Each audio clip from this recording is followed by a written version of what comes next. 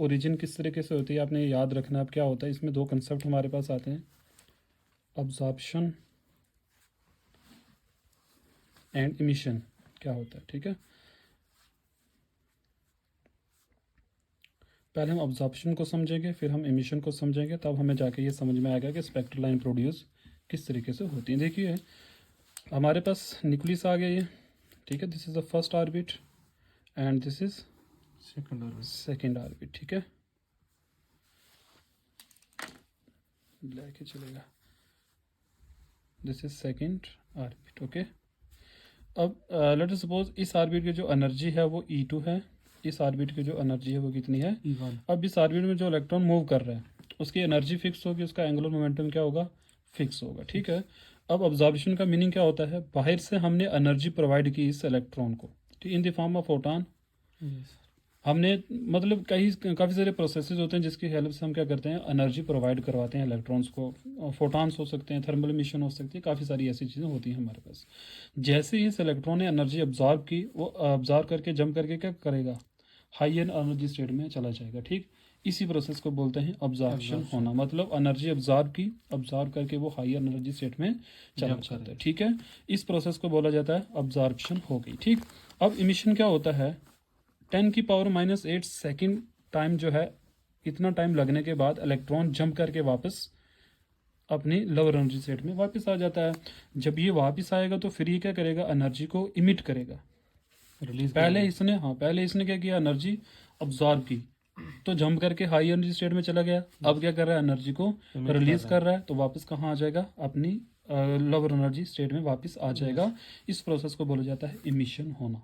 ठीक है, अब जब इलेक्ट्रॉन मतलब जब इलेक्ट्रॉन जंप करके हायर एनर्जी स्टेट से लोअर एनर्जी स्टेट्स में आते हैं तो वो एनर्जी को प्रोड्यूस करते हैं। क्या करते हैं, एनर्जी को, उसी को हम बोलते हैं spectral lines. Different different energy की वेवलेंथ जो है प्रोड्यूस होती है, तो अलग अलग वेवलेंथ के कलर हमें नजर आना स्टार्ट हो जाएंगे, अलग अलग लाइंस प्रोड्यूस होती हैं, तो उन्हीं को बोला जाता है स्पेक्ट्रल लाइंस कहते हैं। इतना क्लियर हो गया कंसेप्ट। देखिए अब आगे क्या होगा, इसको मैं और अच्छे से एक्स एक्सप्लेन करते हैं हम। ठीक है, मान लो this is E1 energy state, this is E2 energy state, इसको हम N1 से रिप्रेजेंट कर रहे हैं, इसको हम क्या कर रहे हैं, N2 से हम रिप्रेजेंट कर रहे हैं। लेट अस सपोज मैं हाइड्रोजन एटम की ही बात करता हूँ, जनरल हम हाइड्रोजन एटम की बात करेंगे तो हमने एक एक्सप्रेशन ड्राइव की थी एनर्जी की, अगर आपको याद हो, -2π² m�k² z² e⁴ डिवाइड में था n² h²।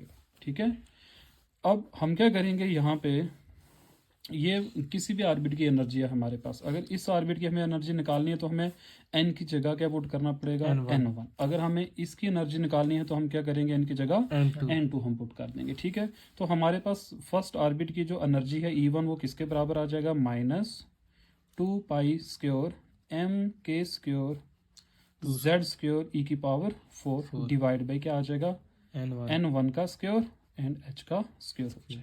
इसी तरीके से E2 मतलब सेकंड ऑर्बिट की जो एनर्जी है वो किसके बराबर हो जाएगी, सेम ऐसे आएगा, -2π² m�k² z² e⁴ divide by, अभी n की जगह क्या आ जाएगा, n2 का स्क्वायर, और देन क्या आ जाएगा, इसको हम फर्स्ट रख लेंगे, इसको हम क्या रख लेंगे, सेकंड रख लेंगे। अब जब इलेक्ट्रॉन E2 एनर्जी से कहाँ पर आएगा, E1 एनर्जी स्टेट में आ जाएगा, तो कितनी अमाउंट ऑफ एनर्जी ये इमिट करेगा, तो वो बराबर किसके होगा, h न्यू बराबर हो जाएगा E2 माइनस E1 हो जाएगा। इतनी एनर्जी इसने क्या करनी है, इमिट करनी है। करना स्टार्ट कर,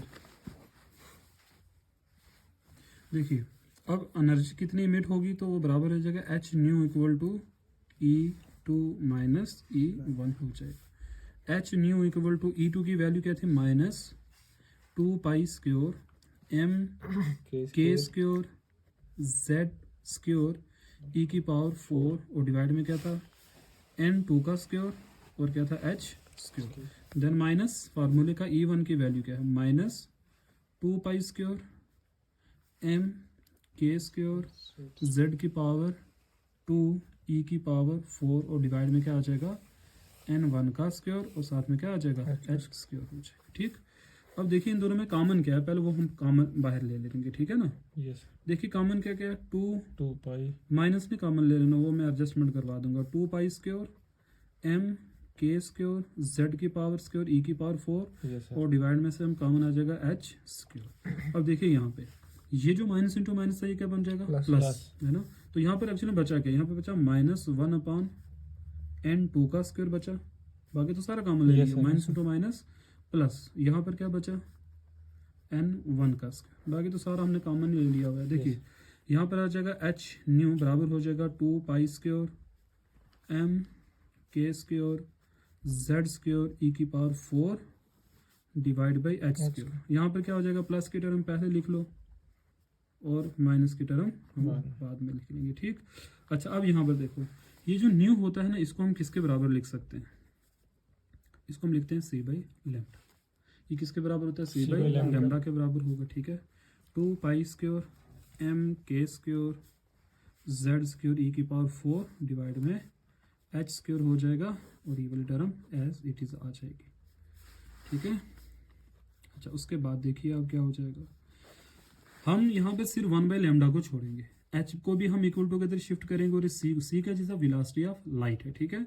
तो यहाँ पर बचेगा 1 बाई लैम्डा, यहाँ पर क्या आ जाएगा 2 pi square m k square z square e की पावर 4। देखिए c आएगा तो h जब डिवाइड में आएगा तो h स्क्वायर पहले ही वहाँ पर मौजूद है, तो यहाँ पर h की पावर में क्या आ जाएगा क्यूब बन जाएगा, h क्यूब बन जाएगा और यहाँ आ जाएगा 1 डिवाइड बाई n1 का स्क्वायर। अच्छा अब ये जो चीज़ आई है ना स्टूडेंट, ये वाली जो चीज़ है इसको हम बोलते हैं रीडबर्ग्स कांस्टेंट। क्या बोलते हैं, रीडबर्ग्स कांस्टेंट। ये आपने याद रखना है, इसको हम कैलकुलेटर भी इसकी वैल्यू कर सकते हैं, इसको हम आर से डिनोट करते हैं इस कांस्टेंट को, ठीक। और इसको बोला क्या जाता है रीडबर्ग्स कांस्टेंट इसको हम कहते हैं, ठीक। जो फार्मूला हमारे पास आया ना ये स्पेक्ट्रल लाइंस के लिए हमारे पास फार्मूला आ गया, ये जो 1 बाई लैम्डा है ना इसको हम वेव नंबर भी बोलते हैं। क्या बोलते हैं, वेव नंबर। ये भी आपने याद रखना है, इसको बोला जाता है वेव नंबर कहा जाता है, ठीक। ये जो आर है इस आर को क्या बोला जाता है, रीडबर्ग फार्मूला भी कहते हैं, या आप कांस्टेंट ही लिखो, ठीक है, रीडबर्ग्स कांस्टेंट।